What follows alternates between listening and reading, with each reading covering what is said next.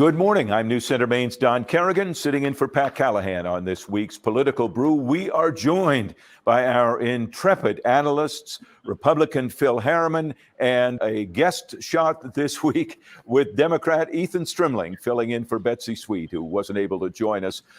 Let's start, as we have been now for several weeks, and it looks like we'll continue to.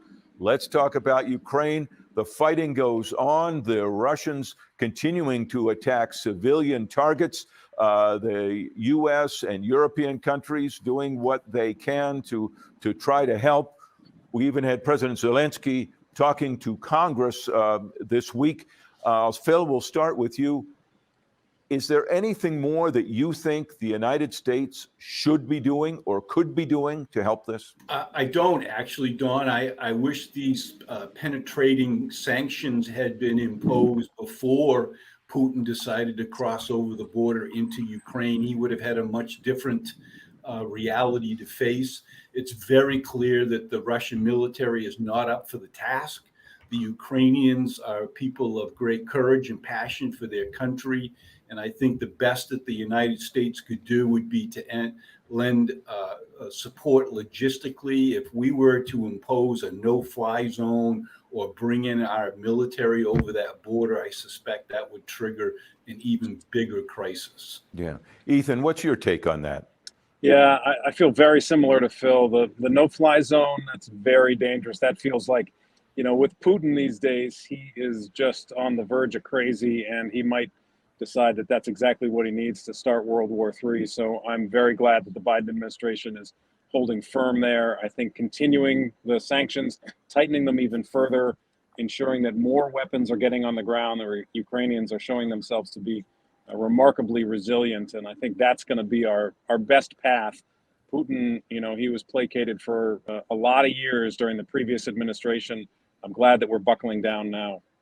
Right. Yet it looks like, to some extent, that the Western countries, including the United States, are impotent as when it comes to trying to stop this, doesn't it, Ethan? Well, no, I don't think so. Economic sanctions are very powerful, and this is just getting started. And I think the Ukrainians are able to fight back as much as they are because of how much we have done in terms of injecting weapons into their economy. But the economic sanctions are serious and real. Russia will not be able to hold up forever under these kind of sanctions. So no, I don't think we're impotent at all. Phil, and then of course we have to wonder about the Chinese. President Biden meeting with the Chinese, trying to send them a message: stay out. Do you think they will? I hope the president is successful in persuading the Chinese to remain out of this picture. That'll be a victory for President Biden if he is successful. That is really the other dimension to this conversation, and that is if China does offer aid and support to Russia, and they are successful in moving their initiative against Ukraine to an occupation. I'm concerned that China may want to do the same with Taiwan, which has got a whole other aspect to it, including the Taiwanese are probably the most prolific microchip manufacturers in the world. That would send our economy into another difficult position. Right. Talk about economy in just a minute. Continue with Ukraine. We have Senator Collins and Senator King headed to Germany and Poland. They're there this weekend as part of a Senate delegation of about a dozen people talking with the countries with refugees.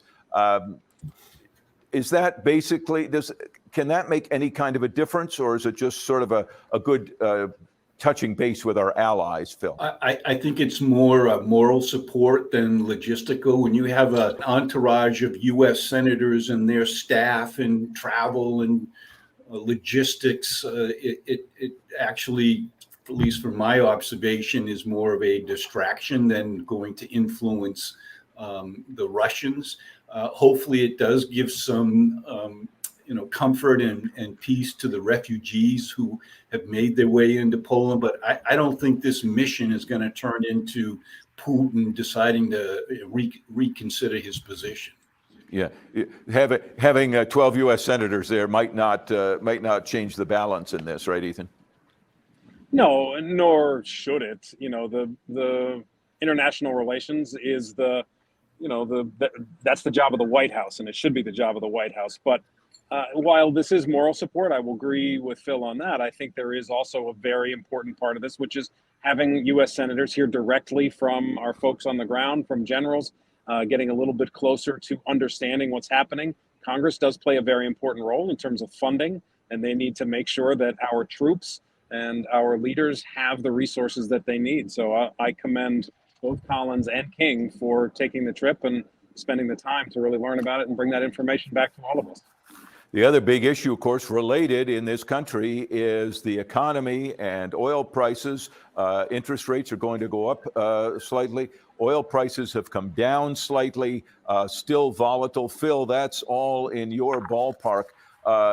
Do we expect that we're in this kind of comparatively economic tight spot for quite a while? Well, I think truthfully, Don, we were already in this place when the president on his second day in office decided to sign an executive order shutting down the pipeline, preventing leases on federal lands. He started this already underway, and this uncertainty with the energy sources around the world has just exacerbated it. Look, the United States can be energy independent. We have clean sources of fuel. It doesn't have to be transported over ocean liners around the world. We should reconsider that position that he took and make sure that we're not dependent on anyone else for our energy. Yeah, of course, the pipeline wasn't going to produce any energy for a while. Yeah, Phil, that is just absurd to say that executive order had anything to do with what's going on with the price of oil. And, what's going on in terms of the price of oil, in terms of inflation, all has to do with the supply pipeline being choked. And that's what's happening. And now it's starting to settle down. It's also because of greed, unfortunately. But if Biden wants to get something more done around the economy, what he really ought to do is get back to Congress and try to pass Build Back Better. We need those investments in our economy to be able to make sure that parents can take care of their kids without it, bankrupting them, making sure that healthcare is spreading, the costs of healthcare are spread around to more, so the government covers those costs. The Build Back Better plan is going to be one of the best things we could do for our economy since we've seen in the generation. So hopefully the last couple Democrats will get on board. Phil, but if injecting another $1 trillion of taxpayer money, is that going to reduce inflation? No, it's going to exacerbate it. I think if you look back through history, you'll see that governments either borrow money, tax it, or print it. And we're doing all three. You're putting more dollars into the system, chasing fewer and fewer resources. Inflation is going to continue if we go through what Ethan is suggesting. Okay. Ethan, one quick final word for you. Go ahead. Look, the evidence has already come out, Don. I'm surprised we even asked the question that way, because the evidence has come out that the stimulus package has had very little impact on the inflation. What's had an impact on inflation was the choking of supplies and greed in the economy. But it doesn't have to do with making sure that parents can afford childcare. It doesn't have to do with making sure that families can afford health care. That's not what's causing all the inflation today. Let's talk a few main issues. Governor Mills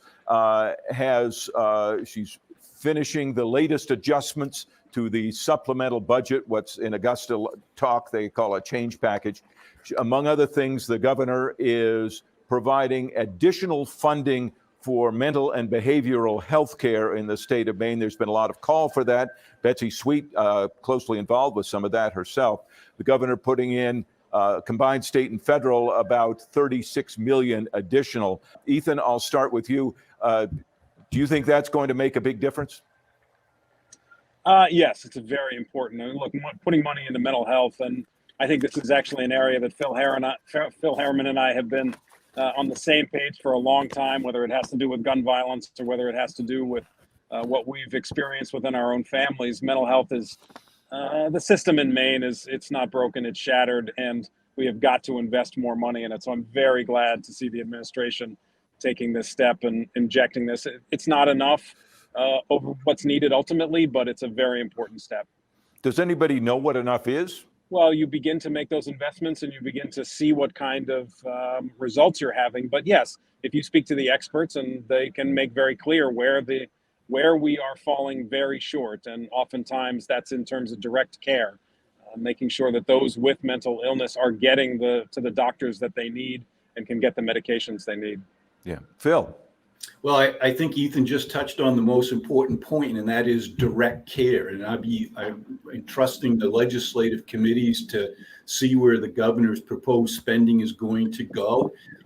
If it is to direct care, helping people with mental health challenges get access to the professional, medical and therapeutic community, that's a good use of our tax dollars. If it's going to go to build more service centers and rent more property and buy more computers, we'll spend money, but I'm not sure we'll see improved results for people who need help with mental illness. This is one of those issues that seems really within the last couple of years, but definitely within this past year, there's just broad agreement that we've got a huge problem with people waiting weeks in nursing homes, all of that, in emergency rooms for care, that something has changed. Well, and I think that's the key, is that what needs to change is access for people who are struggling with mental health issues to get in front of the people who have the ability to offer the care and therapies that are needed to help them get well again. Yeah. A legislative committee also during the week approves a bill to provide an additional $100 million to help help pay for, compensation for landowners whose property or water supplies have been damaged by PFAS chemical contamination, what appears to be a growing problem. Ethan, do you think the legislature and Governor Mills will be willing to go for that big a check? I don't know. It remains to be seen. I certainly hope the legislature will. It did come out of committee unanimous, so that's a very strong report. It has to go through appropriations, and hopefully the governor will. I mean, look, $100 million is unfortunately just a drop in the bucket in terms of the damage to Maine farms and the damage to Maine farmers. They're talking about that might even be only 5 years and around some parts of studying the issue in terms of trying to figure out how do we deal with it. So when we get to the real compensation, we're going to have to go further. But I really commend the legislature. This is an important first step. We have additional resources that we can put in this, and so it's good that we're doing it now. Yeah, while the money is there, correct? Yeah, while the money is there. I mean, think about these farmers who bought this land and they're trying to be able to grow product for Maine people, and all of a sudden they realize that they can't because of the greed of these paper companies in the past. And so I'm very thankful what the legislature's doing. Well, and this was all sanctioned by state government back in the 80s, saying this is fine to do, Phil. Well, and I think that's the key point, is that the state is recognizing that they authorized this sludge to be used as fertilizer. And now we're learning that that was injurious to our environment and to the habitat and for the people who live off of these lands. So good for the Mills administration for acknowledging that this was a problem that was sanctioned by the state. And to my earlier point, it's about where is this $100 million going to go? If it's going to go to remediation and to compensate landowners, that's one thing. If it's going to go to create bureaucracies and studies and analyses, I think, again, the legislature is there for oversight, and I hope they will pick through where all of those $100 million are going to go and make sure that they're going to create solutions rather than reports. And talking pure politics, it now looks we've reached the deadline, past the deadline for candidates to file their nominating petitions, party candidates to file their nominating petitions. At the moment, it looks like we have a straight one-on-one race for governor with Paul LePage and Janet Mills. An independent could still come into it. We haven't had that one-on-one for a long, long time. So, Ethan, I'll start with you. Handicap that race. Paul LePage and Governor Mills have been going toe-to-toe for a decade when she was Attorney General and they were battling over all kinds of policies. And thankfully, she was in the AG's office trying to keep LePage in check a little bit. So this is going to be a very interesting race. At some level, it's always about the incumbent, and so it will remain about the incumbent. But when you have a former governor, who's never lost a race before, Janet Mills is really going to have to make sure that she defines Paul LePage, reminds people who Paul LePage is, and I think is going to have to be very clear on how she is going to be very different than him. All right. Phil. I see this as Paul LePage's race to lose. He needs to keep his cool, demonstrate that he has learned from his past service as governor, that you represent us not only as the chief executive, but you're also our chief diplomat, and you need to keep that in mind as you go through some of the struggles and frustrations and not lose his cool.